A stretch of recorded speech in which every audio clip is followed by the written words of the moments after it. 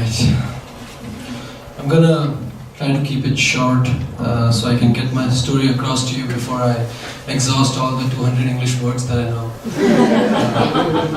Because after that I'm just gonna rearrange them in random order and just hope that they make sense.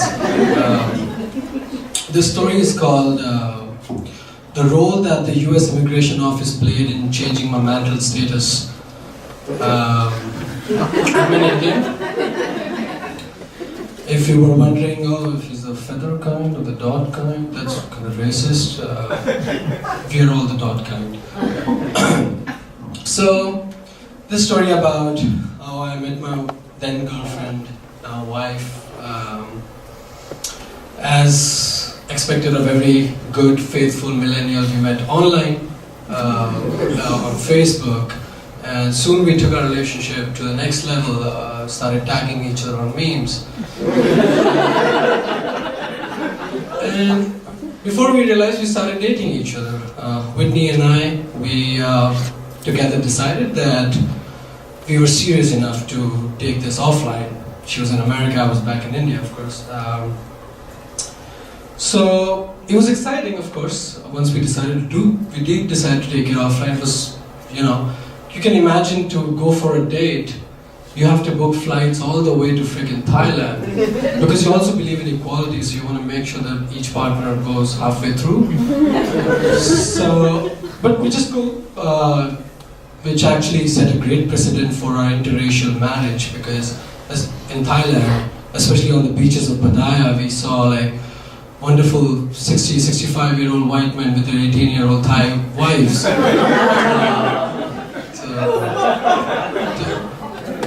Till currency exchange drew them apart.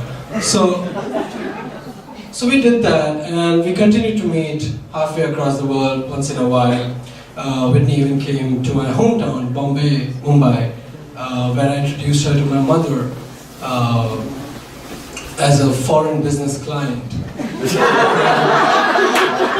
who was assigned to me to take care of, which I did very well, I must add. And we decided that it was a good time for me to come visit her in America. This was 2 years ago. And so I was like, sure, I applied for a tourist visa at the Mumbai office of the US Immigration, which I also call the Traveler's Super Conscience, because they decide if you're ready for a vacation or not. So I went there, and as soon as I got there, I realized that the minute you step inside a visa office, and if you belong to a so-called third world country, you are looked at as a criminal until you prove yourself innocent. The first question that the visa officer asked me was, how do I trust that you will leave the US at the specified date and not stay back to seek illegal employment? I was unemployed at that time, so I wasn't even trying to seek employment in my own country. Nevertheless, it was kind of disrespectful. I had been to 5 other countries before that, and I was like, nobody asked me this question. And this line of questioning is bizarre. To give you a parallel, okay, if the US Immigration Office were a coffee house, the first question that the barista asked would not be, how may I help you, sir? It would be, how do I trust that you won't spill coffee all over your shirt, sir? And some on our regular patrons. And maybe you will burn this cafe down if we decide to sell you a cup of coffee. And I'm like, because I have experience handling coffee before, and I'm paying you money. But it didn't work. My tourist visa got rejected twice. My money was too cheap for them, my color too brown, my accent too thick. So, back to Thailand, of course. We researched a lot, and we found out that the views of the US Immigration Office regarding relationships were far more conservative than my Indian mother. They deem a relationship legitimate only if you are married or engaged.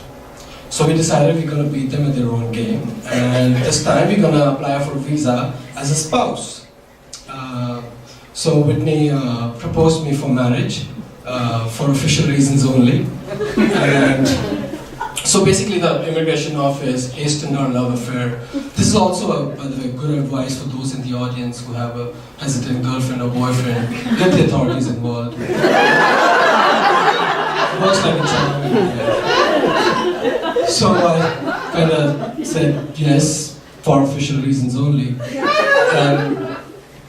And we were back again. I went back to the Traveler's Super Conscience office of the US Immigration, and this time with the fiancé visa. Now you have to understand that they cannot keep a US citizen from their spouse even if they're across border. This was way back, pre-2018 times where they didn't believe in family separation. So this time I entered much more confidently, and this time the first question they asked was, why aren't you getting an arranged marriage? For those in the audience who don't know what an arranged marriage is, it's when parents pick their offspring and a stranger and demand that they sleep together for the rest of their lives. So I said, it's too late for that, you have to be groomed a certain way, I missed the cut. But they did not have an excuse this time, so they gave me a visa, a fiancé visa. We had signed an affidavit before, so I came here, and Whitney and I got married in a courthouse in the presence of a very bored-looking clerk and a judge. However, because I just simply this, so I can continue to stay here. However, this story has a happy ending. I've been raised on Bollywood movies. I got you. This month, we are going back to India together to get married for the second time.